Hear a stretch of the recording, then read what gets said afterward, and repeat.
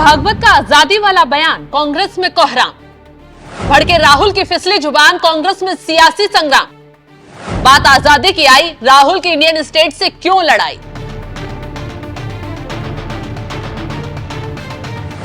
नमस्कार, आप देख रहे हैं एनएमएफ न्यूज में आपके साथ शबनम। राम मंदिर की प्राण प्रतिष्ठा को लेकर 1 साल का वक्त बीत गया है, लेकिन राम मंदिर का नाम सुनते ही कांग्रेस का भड़कना बंद नहीं हुआ है। इस बार तो राम मंदिर के नाम पर गांधी परिवार के साथ साथ कांग्रेस अध्यक्ष मल्लिकार्जुन खड़गे को ऐसा करंट लगा, हर कोई हैरान हो गया, क्योंकि आरएसएस प्रमुख मोहन भागवत के मुंह से राम मंदिर प्राण प्रतिष्ठा को लेकर निकली बात कांग्रेस हजम नहीं कर पाई और छूटते ही उन्हें धमकियां देने बैठ गई। दरअसल हुआ यह कि आरएसएस प्रमुख मोहन भागवत ने भरे मंच से ऊंची आवाज में कहा, अयोध्या में रामलला की प्राण प्रतिष्ठा की तिथि प्रतिष्ठा द्विदशी के रूप में मनाई जानी चाहिए, क्योंकि अनेक सदियों से दुश्मन का आक्रमण झेलने वाले देश को सच्ची स्वतंत्रता इसी दिन मिली थी।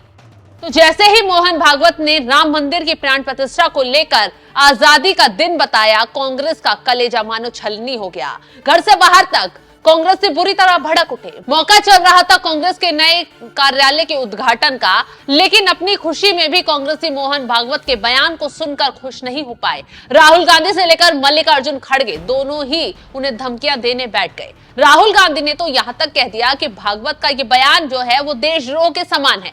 वहीं खड़गे साहब तो भागवत पर तंज कसने के चक्कर में शब्दों की मर्यादा ही भूल गए। क्या कुछ कहा तंज कसते हुए खड़गे ने, तो सुनवाते हैं। जैसा कि अभी राहुल गांधी जी ने बात कही, जो लोग आजादी से वास्ता नहीं था या उसके लिए लड़े नहीं थे, ऐसे लोग क्या बात कर रहे हैं आपको मालूम है। आज ही मैं पेपर में पढ़ा कि जो आरएसएस के मुख्य है भागवत, उन्होंने अपना मुंह खोला और ये कहा कि रियल आजादी मिली जब राम मंदिर बना और उसका उद्घाटन किया। तो सहज है कि मोदी और उन्होंने मिलके उसका उद्घाटन किए थे, इसलिए मोदी जी को आजादी मिली वो 2014 में, वो समझते हैं, क्योंकि 2014 में वो प्राइम मिनिस्टर बने। और आरएसएस के लोग ये समझते हैं कि जब राम मंदिर बना वही आजादी का दिन।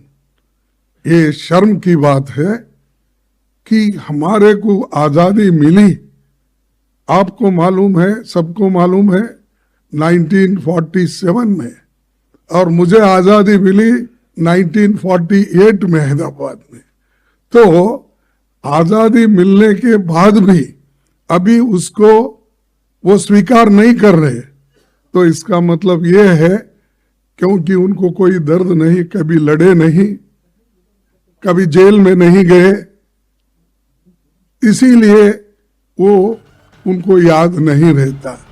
ऐसा लगता है कांग्रेस को राम मंदिर बनने, उसकी प्राण प्रतिष्ठा होने से काफी नफरत है, क्योंकि राम मंदिर का नाम सुनते ही कांग्रेसी भड़क उठते हैं। यही वजह है कि हिंदुओं की आस्था के सबसे बड़े केंद्र राम मंदिर की प्राण प्रतिष्ठा की तारीख को अगर भागवत ने हिंदुओं के लिए असली आजादी बताया, तो कांग्रेस का एक भी नेता इसे हजम नहीं कर पाया, क्योंकि कांग्रेस आस्था को ठोकर मार सन 1947 की सियासी आजादी पर आकर अटक गई। वो दिन, वो रोज भूल गई जब लाखों करोड़ों हिंदुओं ने अयोध्या में राम मंदिर के लिए संघर्ष किया, गोलियां खाई, लाठियां झेली और तो मुगलों का वो राज झेला, जिन्होंने न सिर्फ हिंदुओं का नरसंहार किया बल्कि मंदिरों पर अत्याचार भी किया।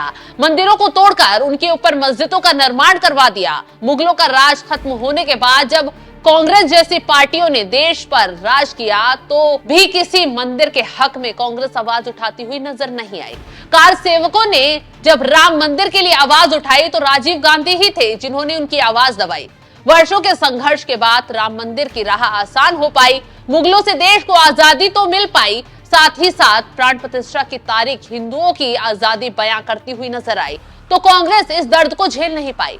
कांग्रेस की तकलीफ इसलिए भी ज्यादा बड़ी है क्योंकि राम मंदिर का निर्माण मोदी सरकार के राज में हुआ है, जिसका पूरा क्रेडिट मोदी सरकार को ही दिया जाता है। यही वजह है कि कोई बीजेपी नेता हो या आरएसएस से जुड़े लोग जब भी राम मंदिर की बात बोलते हैं, कांग्रेस बुरी तरह बौखला उठती है। सबसे बड़ी बात तो यह है कि प्राण प्रतिष्ठा के न्योते तक को कांग्रेसियों ने ठुकरा दिया था।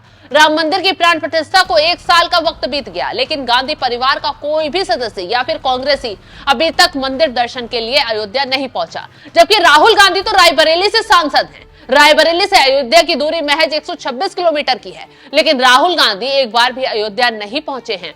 जबकि अयोध्या के नाम पर सियासत करने, लोकसभा चुनाव में फैजाबाद से बीजेपी के हारने पर उछलने का राहुल गांधी एक मौका नहीं छोड़ते।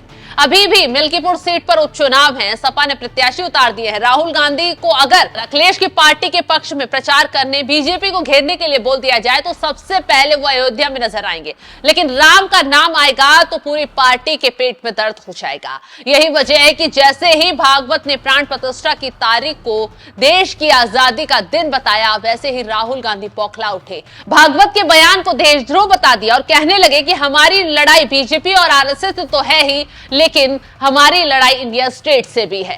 And the capability to stop them. I'd like to say one last thing, that do not think that we are fighting a fair fight. There is no fairness in this. If you believe that we are fighting a political organization called the BJP, that we are fighting a political organization called the RSS, you have not understood what is going on. The BJP and the RSS have captured every single institution of our country. We are now fighting the BJP, the RSS and the Indian state itself.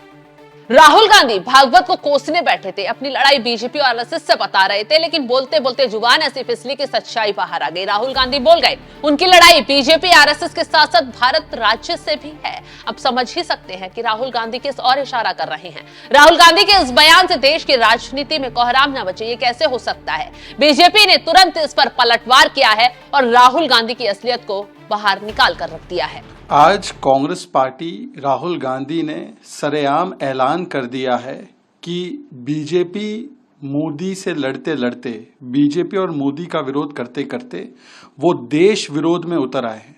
वो देश से लड़ रहे हैं, वो भारत और भारत के राज्य से ही लड़ रहे हैं।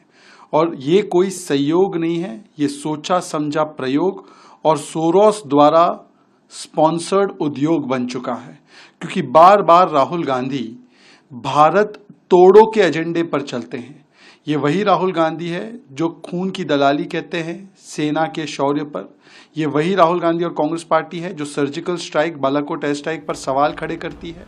भागवत के बयान को कोट कर बीजेपी को घेरने चले राहुल गांधी अपने बयान की वजह से खुद ही चारों तरफ से घिरते हुए नजर आ रहे हैं, क्योंकि बीजेपी ने राहुल के बयान को लेकर कांग्रेस को इतिहास का पाठ पढ़ा दिया है, बता दिया है कि कब कब कैसे कैसे कांग्रेस भारत विरोधी खड़ी रही है। भारत में जो नीतियां मोदी सरकार ने चलाई उसका विरोध खुलकर कांग्रेस ने किया है और उसकी असलियत अब राहुल गांधी के मुंह से भी निकलकर सामने आ गई है। फिलहाल जिस तरीके से राहुल गांधी ने बयान दिया है उस पर आपका क्या है कहना, कमेंट कर अपनी राय जरूर बताएं।